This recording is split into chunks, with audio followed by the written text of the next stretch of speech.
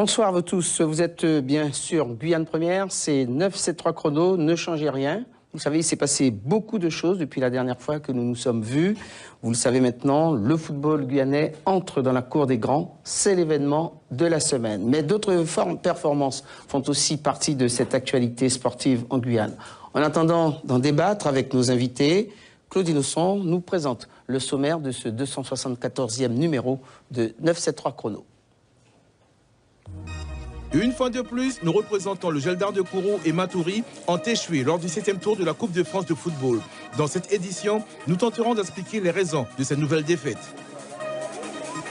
Il fallait se lever tôt pour les 15 km de Remire-Montjoly. Chez les messieurs, Saïd El Medouli du 3e REI s'est imposé. Et chez les dames, Karine Loyer de l'Étoile Montjolienne remporte sa 5e victoire de la saison. Pour s'adonner à n'importe quelle discipline sportive, il est essentiel de bien s'alimenter. À cette occasion, les élèves du collège Réberniron de Remire-Montjoly ont suivi quelques conseils avant leur prochain cross. Le Krav Maga, une méthode d'autodéfense de plus en plus pratiquée en Guyane. Un instructeur, pendant quelques jours, a dispensé une formation à quelques pratiquants. Nous accueillons ce soir Joanne Lafontaine. Vous êtes le nouveau président de la Ligue de Guyane d'athlétisme. Félicitations. Merci. Ce soir, vous nous direz un petit peu ce qui va changer, quels sont les projets pour cette nouvelle Ligue. Marcel Bafo, président de la Ligue de football de Guyane. Votre nouvelle mandature commence bien avec cette qualification à la Gold Cup. Est-ce que le statut des footballeurs va changer? Qu'est-ce que cela représente pour vous? Nous en parlerons dans quelques instants. Puis Jair Karam, sélectionneur de l'équipe de football, les Yanadoko, on l'a dit, qui se sont qualifiés pour la première fois de leur histoire à la phase finale de la Gold Cup. Félicitations également. C'est un événement pour le football guyanais. Quelles sont vos ambitions dans cette épreuve? Vos réponses sont très attendues dans quelques instants. Et puis d'autres invités viendront nous rejoindre sur le plateau. Julien Bonneau, qui est le coach de l'association sportive et culturelle Le Cygne. Il sera question de basket. Et puis Patrice Eloff, expert international de Krav Maga. Il a dirigé un stage, nous verrons les images d'Alfonso Martinez dans le courant de cette émission. Merci d'avoir accepté notre invitation. Bien sûr, nos consultants sont présents, Michel François Bonnès, Jean-Marc Faham et Eugène Epailly, pour analyser cette situation très positive en ce qui concerne le sport en Guyane, ainsi qu'une remise de reportage. Avant de recevoir notre invité, je vous propose de voir le reportage d'Alfonso Martinez. Ça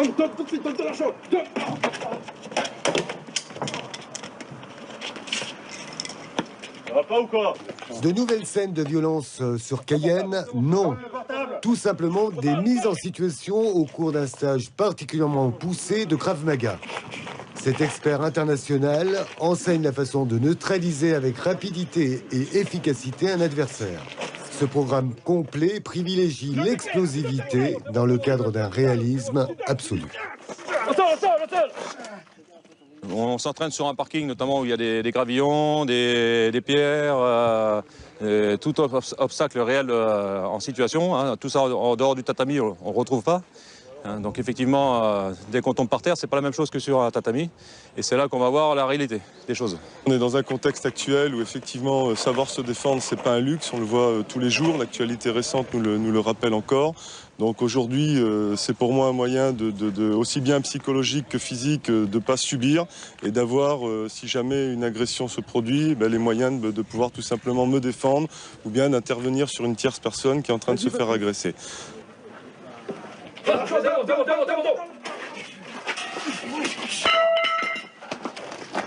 C'est aussi un système de combat rapproché où l'on apprend à neutraliser tout en gérant la montée d'un stress inévitable. Je vais continuer. Autre lieu dans ce cadre plus magique, à proximité de la route des plages. Sous le soleil, les élèves répètent inlassablement des combinaisons de cette discipline adoptée par les forces armées d'élite. Le TCKM en fait est multidiscipline, donc on enseigne les box pieds-poings, bâton télescopique, tonfa et tout ce qui est matière et technique de self-défense. Le Krav Maga, ce n'est pas un art martial ni un sport de combat, c'est un système de défense. Donc en fait, il n'y a pas de règlement en particulier. Donc bien entendu, on rentre et on reste dans le système du cadre légitime défense en France. Mais en fait, on peut l'employer Krav Maga, notamment sur tout ce qui est militaire et forces spéciales, etc. Ok, c'est parti. On y va. Les femmes aussi ne sont pas en reste. Elles assimilent désormais très vite les techniques d'autodéfense pour faire face aux multiples tentatives d'agression.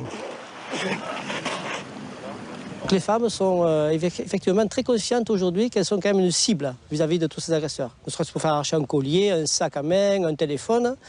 Et voilà. Et donc elles viennent apprendre des méthodes qui vont peut-être bien et sûrement leur sauver peut-être leur vie aussi. Hein. Dans le plus grand des cas, c'est souvent sauver sa vie parce qu'une femme elle peut se faire violer, voler, un tas de choses.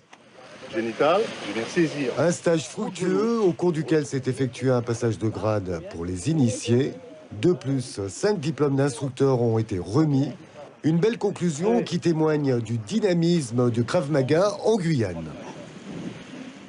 Patrick Seloff, ce n'est pas la première fois que vous venez en Guyane, on l'a dit tout à l'heure. Quelle est je dirais, comment trouvez-vous le niveau des pratiquants en Guyane?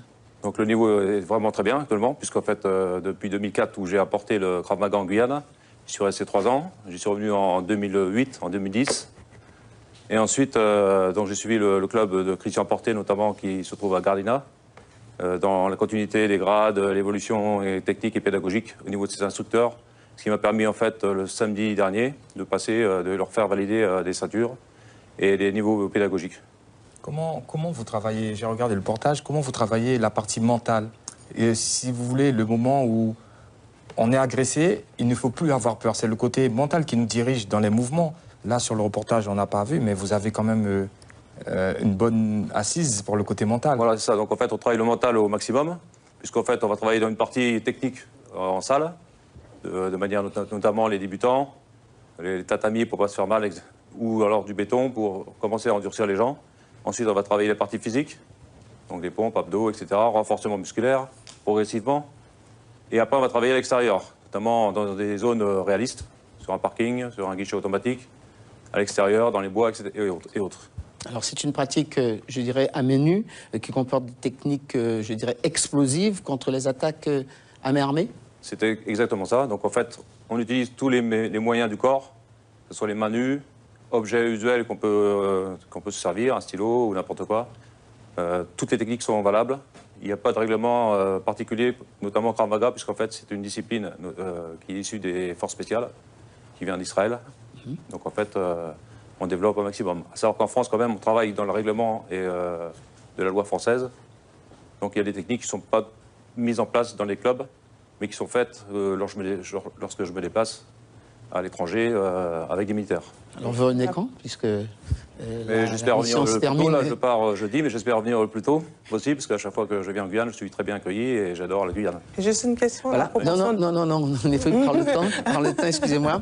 On va parler de taekwondo, puisque ça aussi, c'est une discipline qui n'est pas du tout pareil par rapport au Krav Maga, parce qu'il y a quand même quelques Guyanais qui obtiennent des résultats, justement. C'était le cas cette semaine pour le jeune Lifton Célin, qui a été médaillé d'or, qualifié pour les régionaux pour le mois prochain. Sans oublier d'ailleurs qu'il a été 3e au championnat de France 2016 dans la catégorie des moins de 60